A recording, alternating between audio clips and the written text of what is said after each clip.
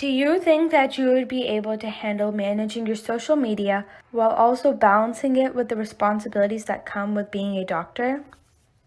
Welcome to Medivice, MedUnite's very own podcast, where we encourage and guide youth into the fascinating universe of medicine.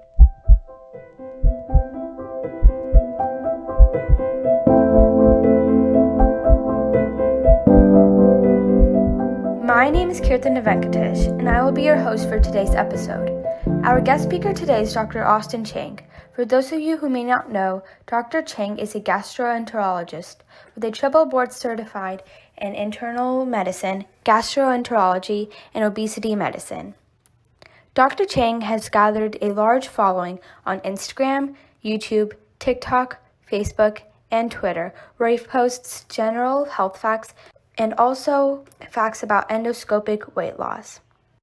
Dr. Chiang is the founding president of Association for Healthcare Social Media and is the first chief medical social officer at a large medical center. Hi, everyone. Thanks for coming on today. I'm Austin Chiang. Just a little bit about myself. I grew up in Southern California, then moved to Taiwan when I was about 10. And then I moved back for college and beyond. So I went to Duke undergrad in North Carolina, went to med school at Columbia in New York, stayed there for a 3-year internal medicine residency, and then moved to Boston for a 3-year gastroenterology fellowship at Brigham and Women's, one of the Harvard hospitals. And then during that 3-year fellowship period, also did a second fellowship in bariatric endoscopy, which is weight loss procedures, and also got a master's in public health, and then completed my entire training journey with a third fellowship after that here in Philadelphia. So that makes it basically, after college, another 11 years of med school plus training. And then after that final year of advanced endoscopy fellowship, I stayed on as faculty here at Jefferson, and I've been here for almost 4 years now. Yeah, so time flies. So that's kind of, I have two halves of my career, you can kind of say, at the moment at least. So there's like the clinical aspect, what I do, my day job, taking care of patients, and that's in gastroenterology. The field is kind of the study of the digestive system, the gut, the liver, pancreas. Plus, I have this focus in advanced and bariatric endoscopy. So advanced endoscopy is more complex procedures. A lot of it has to do with complications of cancer, of the gut, whether it's esophageal cancer, gastric cancer, pancreatic cancer, that sort of thing. Also, kind of weight loss procedures. So I do procedures either for people who've had weight loss surgery before and have suffered complications or have since regained weight, or people who are seeking, a weight loss procedure but don't want surgery. So, if they've not undergone any sort of surgical procedure before, there are other ways we can do this endoscopically. And endoscopy basically is any procedure that we do using a scope that goes through the mouth into the stomach. So yeah, and there are a lot of really awesome procedures that we do nowadays, a lot of things that people don't necessarily imagine. When they think gastroenterology, they don't necessarily think of the things that I necessarily do. So why medicine? I thought that it was a good combination of my interest in the sciences and the human body, and also kind of my desire to help people, which is, I know, super cliche, but that's really the truth behind it. And growing up, I did have some exposure to medicine. My grandfather was a World War II era surgeon.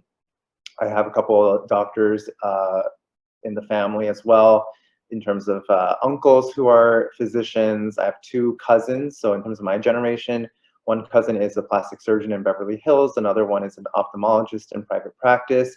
And that was my introduction into medicine, which is totally skewed.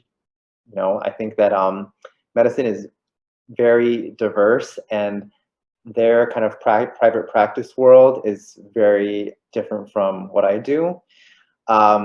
So in any case, that was kind of how I entered that was like the perception that I had going into med school. But I kept an open mind because I knew that I really had no clue what I wanted to do. So I started off by exploring those two fields, ophthalmology and plastic surgery.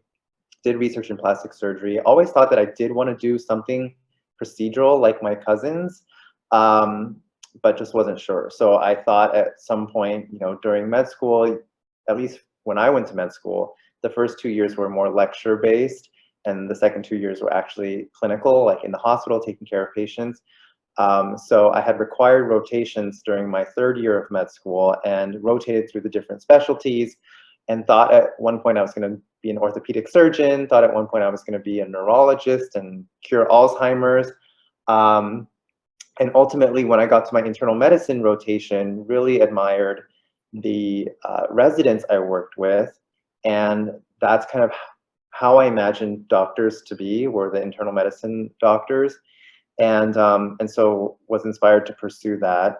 It also bought me a little bit of time because internal medicine is the gateway into a lot of other specialties. So if you want to go into gastroenterology, cardiology, oncology, critical care, nephrology, infectious disease, like all of these subspecialties require an internal medicine residency first. So at first I thought I was going to go into critical care. Then I changed my mind and thought I was going to do cardiology, and ultimately noticed that a lot of my friends were going into gastroenterology. I knew that it was a really popular and competitive field, but I didn't exactly know why. I just never had like a true interest in that. So I decided to explore further and realized that there are a couple key things that really, got my attention. And actually, I have a whole YouTube video about the top 5 reasons why I became a gastroenterologist, if you want to refer back to it. But essentially, it's procedures, it's the variety, because there's just so many different organs. It's not just like one organ, like a cardiologist, for instance, although that's a little bit oversimplifying things. But there's just a lot that we can work with. I'm also more of a macro person, so I like just fixing blockages rather than thinking too much about like having to use math or physics like some other fields. I'm just like a glorified plumber in some ways. I just like go in, if there's a tumor, I open it up and patients feel better. And then the other thing, aside from procedures, variety, with procedures comes innovation, because there's a lot of tools and gadgets and a lot of kind of money invested in trying to improve the field. And everything is becoming less invasive. So things that surgeons used to do are now things that we do. And that's true for interventional radiology, interventional cardiology. Like we're all, improving our technologies to basically help patients to not have to undergo the knife.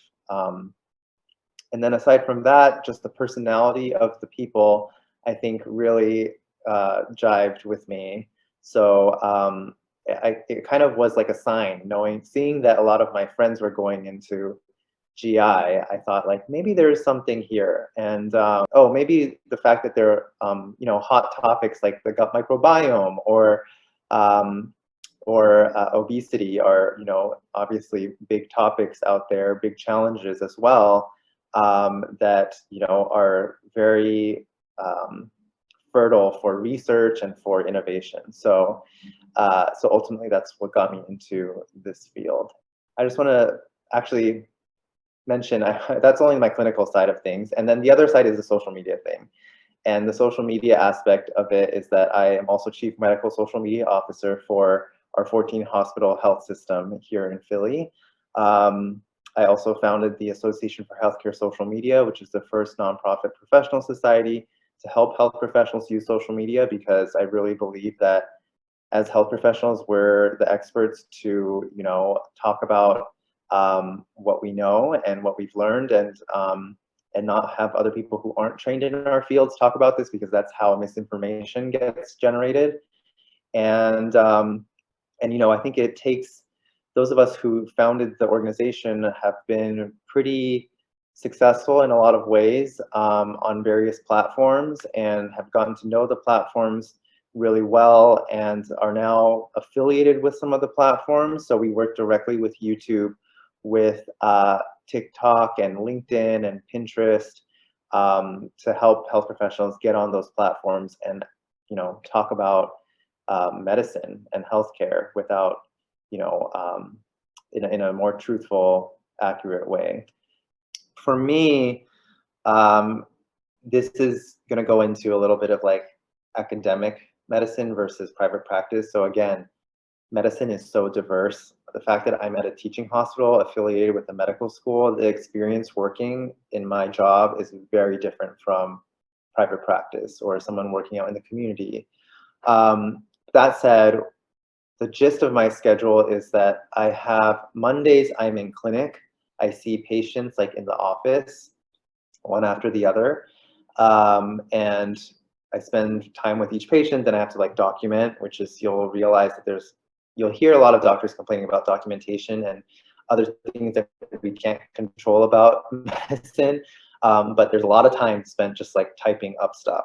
And then Tuesdays are actually my academic days. So I have like a bunch of meetings and things that I can get done like that don't involve any patient care. And then Wednesday, Thursday, and Friday for me are procedure days. 2 of those days are focused on outpatient procedures, so people who are coming from home and then go home afterwards. And then there's 1 day that is for inpatients who are, hospitalized patients who need procedures for whatever reason. So it's pretty interesting because, there's such a wide variety of things that I see, even the procedures. Sometimes, especially like on inpatient days, I never know what's going to show up and what's going to need to be done. But you just kind of like figure it out.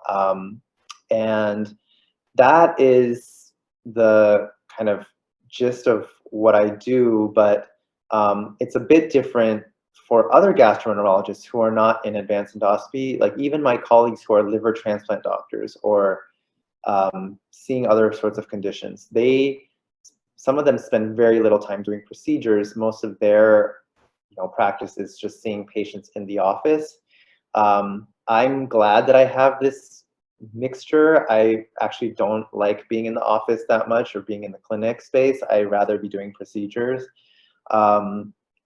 I also, like I mentioned, this is different from like a private practice. So the complexity, why I went into my field is partly to do all these really complex procedures that are only seen at like a big academic hospital system. And this is reserved mostly for academic centers because the private practices out there, they don't want to waste time doing long procedures that they're not going to get paid for. So, and 2, it's kind of a self-fulfilling prophecy because they will refer all those patients over to academic centers. So we then become like much better at those types of procedures because, we deal with these more complex procedures far more often than they do. So they don't really have the expertise to do what we do here. And likewise, some of the procedures that they do that are like really bread and butter, they may be far better at than I am. So it kind of depends on like what you want to do. And again, don't overthink like, exactly what niche field you want to be in. I would say like that all that will come later down the road. Even the fellows that I'm working with now, they're all still trying to decide, do I want to pursue liver transplant? Or do I want to do advanced endoscopy? Some of the things I have to think about is, again, lifestyle is a concern. Do I want to put in another extra year of training? Do I want to, again, postpone all of that? Because when you're a resident or a fellow, you're getting paid a salary, but it's like nothing. So do I want to delay, earning a real salary for another year? Is it worth it, my time to do something like that? There are a lot of different considerations. Some people down the road are like, oh, I have a family and I have to think about like how I'm going to, geographically, am I going to be able to make it work? Are there opportunities where I am living to do this thing? So you'll see there's so many different variables that come into the equation later on that will definitely affect your decision making. But yeah, that's kind of what I do on a daily basis. And then in terms of like the specific procedures I do, the bread and butter of advanced endoscopy is like diagnosing pancreatic tumors. That's one thing, is like we can use like an internal ultrasound, look at the pancreas, look at other structures for that matter, and put needles into tumors and take biopsies and diagnose them. If there's a blockage, the other kind of bread and butter thing that we do is anything in the bile duct, which is the tube that drains bile that the liver makes into the small intestine. There can be stones in there can be cancer in there can be all sorts of reasons why it can be blocked off. It's my job to go in, sort of like fix that. There's other sort of like cancer prevention procedures, not just like removing polyps that can turn into cancer one day, but there are other tools that we use, like for people who have like long-term like acid reflux and acid exposure in their esophagus that can potentially put them at risk for esophageal cancer. We can go in and like zap it and make sure that it doesn't become cancer. What else do we do? In terms of the weight loss procedures, there is a balloon that I place in the stomach that sits there for 6 months. That's one thing. And then it comes out after 6 months. There's a procedure where I can go in and sew the stomach down to a third of its original size. This is all done through the mouth rather than through the skin like the surgeons do, without removing any part of the stomach like the surgeons do. And yeah, that's just a handful of things that I do. So we have some questions. It's probably pretty simple, but like, what do you like most and least about your work? Oh, that's a great question. Well, what do I like most? I like the procedures. I like the instant gratification that I get with doing procedures that fix things like right away. I feel like, gosh, it depends, like if I'm talking about like gastroenterology specifically or like medicine as a whole. I think medicine as a whole, I think it's a very gratifying field. You know, I feel like I'm doing something with a purpose. And clearly, as you can see, like this past year with the pandemic, I think that, you know, it kind of goes to show like how important health professionals are out there. Doesn't necessarily mean you have to go to med school, but you know, healthcare in general is really important. Things I like, you know, it's very challenging. It's never boring. That I often think like, what would my life be like if I was in an office job, like sitting at a desk all day? I don't know how I would handle that because, you know, at least I'm on my feet a lot. Every day is a little bit different. It's not very like predictable and just like the same sort of going through the motions every single day. What else do I say? Oh, what I also enjoy about the work is that I'm surrounded by smart people all the time, and that's really inspiring, and it, you know, it's motivating in a lot of ways. Sometimes it goes the other way, and you kind of feel like, gosh, this is stressful. Like everyone's so good. What am I doing here? But more often than not, it's inspiring, and you know, intellectually just stimulating. In terms of things that I don't like, I think a lot of the doctors will probably tell you that it's all the things that we are out of our control that kind of prevent us from actually taking care of patients that we didn't realize we had to put up with going into medicine. Whether it's insurance companies or politics, or, you know, politics not only like outside of the hospital, but you know, like national politics, but also like politics within the workplace, which is probably common for any job out there. You're gonna have some sort of workplace politics or drama or whatever, but politics certainly play into this. What else can I say? I mean, it's a very demanding job, so you can't really, there's some fields within medicine that are still kind of like 9-to-5 jobs, but most of medicine is not like that. I would say that part of why I decided to go into academia, you know, at a teaching hospital, is like we're protected in a lot of ways by working at a big hospital. Like it's a very stable job. Our salaries might be less, a little bit less than, you know, some private practices out there, but we don't have to put up with like paying our own staff or, worrying about like whether or not the practice is going to shut down because we're independent from like a giant system. You know what I mean? Like my giant hospital system isn't going to shut down because of the pandemic, but a lot of the other doctors I know during the pandemic were struggling. They had to lay off their staff, just like any other small business out there. So that can be pretty tough. As a sophomore in high school, what should be my first step to get into the field of medicine, or what should I be doing to be successful in that field? This is probably not what any of you want to hear, but I feel like you don't need to do anything at this stage in your careers. I think just even being a part of this group and attending sessions like this is more than enough like preparation, because I think that college is that time when you're actually trying to prepare and explore. I think that, even those of you who are pretty set on like, yes, I want to go into medicine, I would encourage you that even in college to try other things as well, just to make sure, because you never know. And once you're in college, that's the last opportunity to really explore everything, even though it's not truly reflective of like the actual on-the-job experience for any field, but still, I tried to do that myself. When I entered college, I took like political science and economics and public policy and a little bit of everything because I just wanted to make sure like medicine is like the right decision. But going back to your question about being a sophomore in high school, I think, just having a basic understanding of like the process is good. I don't even think I remember when I was in your shoes that a lot of aspiring med school, med students or aspiring doctors around me were like, I've got to take like anatomy and physiology now. And you don't. You don't. And you're going to have plenty of time to do all of that in med school, and think, or even in college, people were like, God, I've got to take anatomy.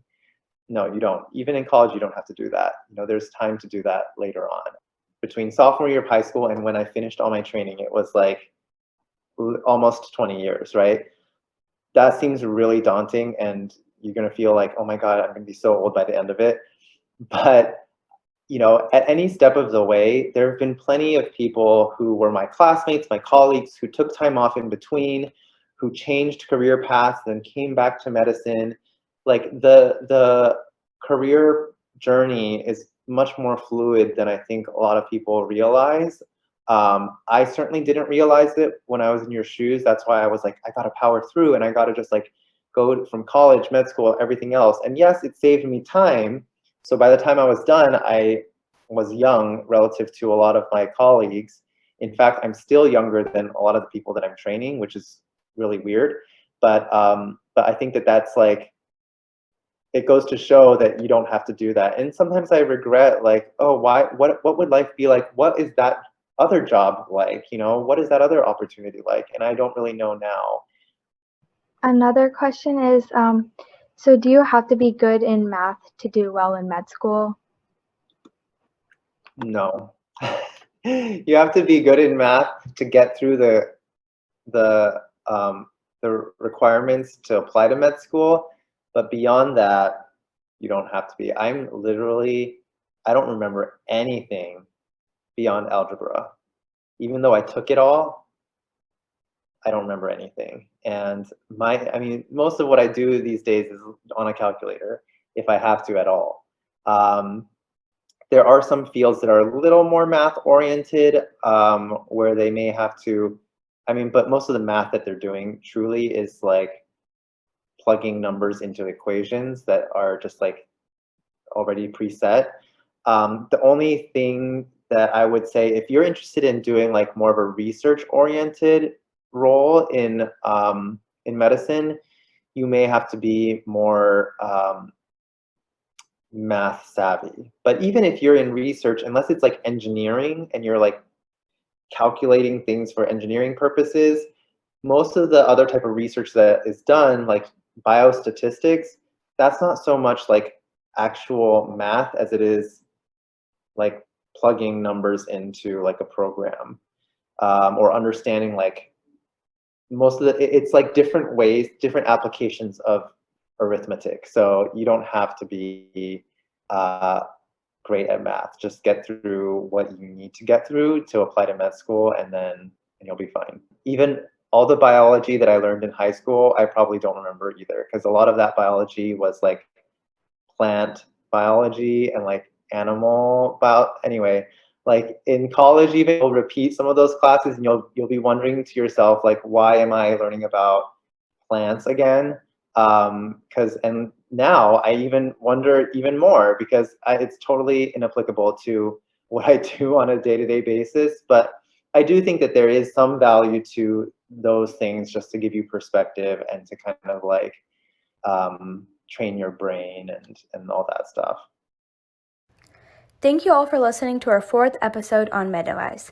If you love this episode, please share it with those who have an interest in medicine. Stay tuned for more interesting content, all here on Medivice.